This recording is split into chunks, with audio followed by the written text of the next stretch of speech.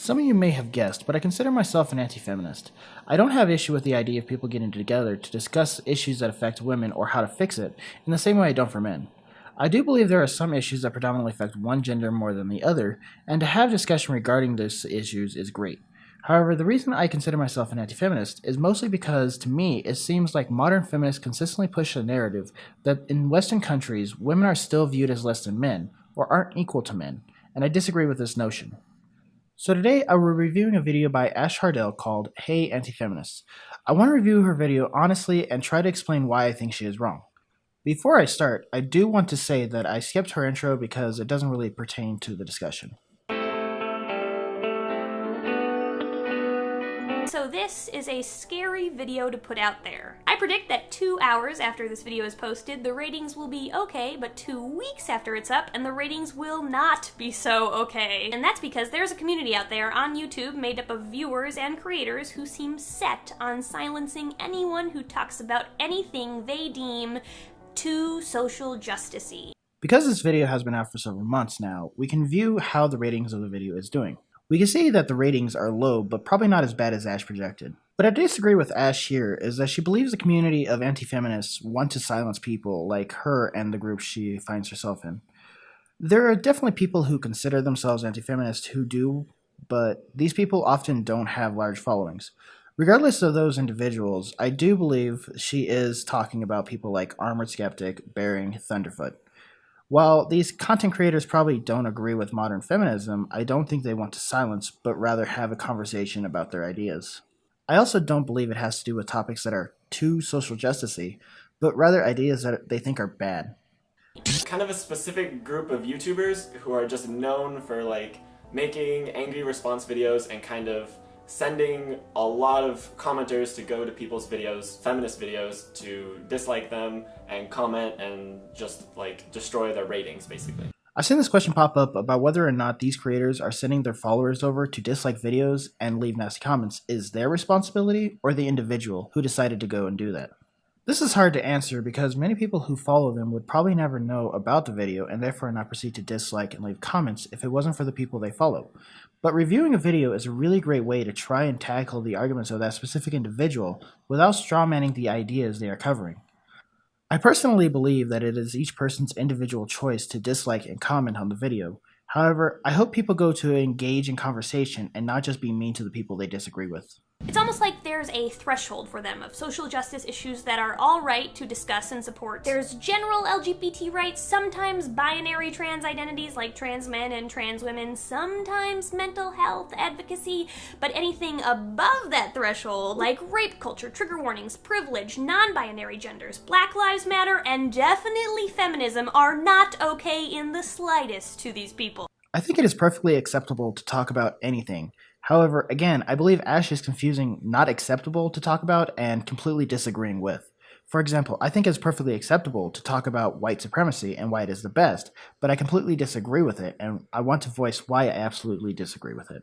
Now, every individual in this community is slightly different. I want to acknowledge that before we continue. There will, of course, be exceptions to the things I'm about to say, and I don't want you to watch this video and then go on making sweeping generalizations, lumping people in this category and thinking everyone in it is one certain type of way. That's not the case. Thanks for acknowledging that. But it seems like you believe the outliers are the ones who don't want to silence you. And I disagree and would say it's the other way around. That being said, largely the community that I'm talking about has strong associations with things like advocating for freedom of speech, atheism, championing logic and rationality, and if they have channels, most of the videos they make seem to be focused on ripping apart social justice advocates and their views. I believe many of us focus on anti-social justice issues because we feel these issues are important, in the same way that most of your videos are about social justice. For the sake of communication, I'll give this community a name. We'll call them Anti-Feminists. This is simply because while all their views differ slightly, a vast majority of them seem to have a major opposition to feminism, so Anti-Feminists it is. If I find a better name later, I'll refer to them differently. And I find that title to be perfectly acceptable, so please proceed.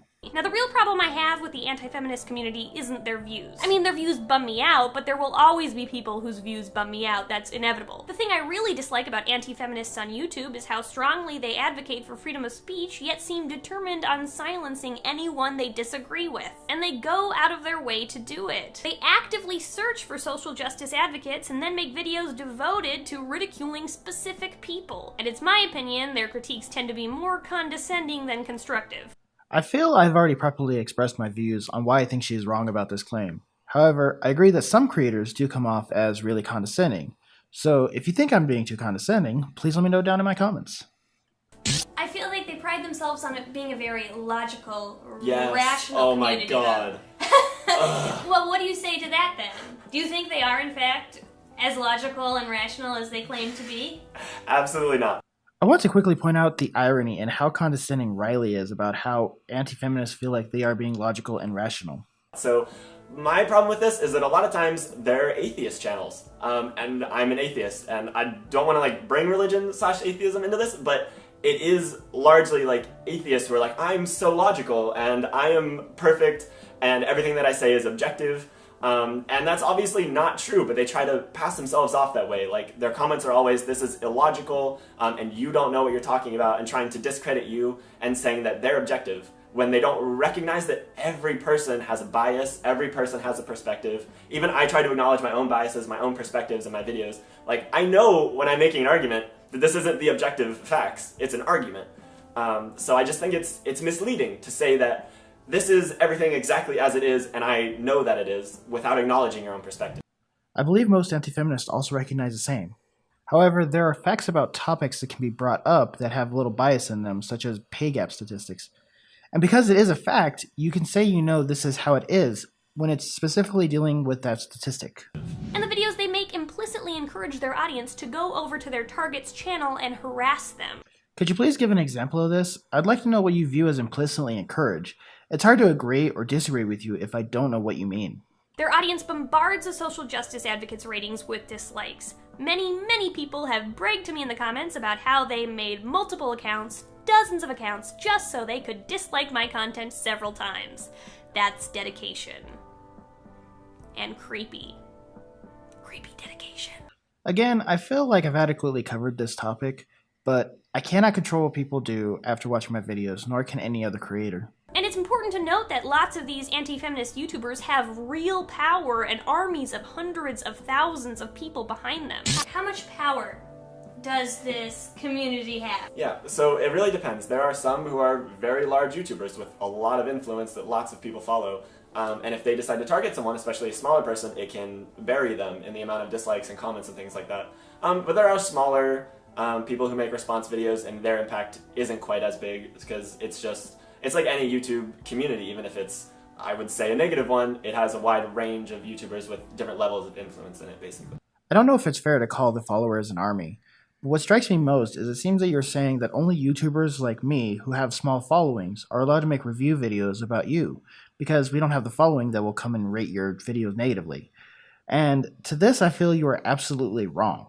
Anyone, no matter who they are, should be allowed to voice their opinion, even if they have a large following and lots of people listening to them. I've personally been specifically targeted by anti-feminists with millions of subscribers. When somebody with that much social influence goes out of their way to talk about just how dumb they think you are, it's scary. And the ramifications of their choice to do this are serious. I can understand that it might be intimidating to have lots of people come and tell you that they think you are wrong, and some of the comments will probably even be worse. But part of that is the expectation that people are mature enough to handle criticism, no matter the amount. What you should do is remember that just because there are 1,000 people saying that you are wrong, that doesn't make it true. However, remember that there are lots of people who feel that way. So, I feel this video might be dragging on a bit too long, but I want to cover the entire video, and because this is close to the halfway point, I think it would be a good idea to cover the rest in another video. So, please let me know what you think of my videos. I'm having a blast making them and having the conversations, so please like, share, and subscribe because I want to keep talking with you guys. Bye.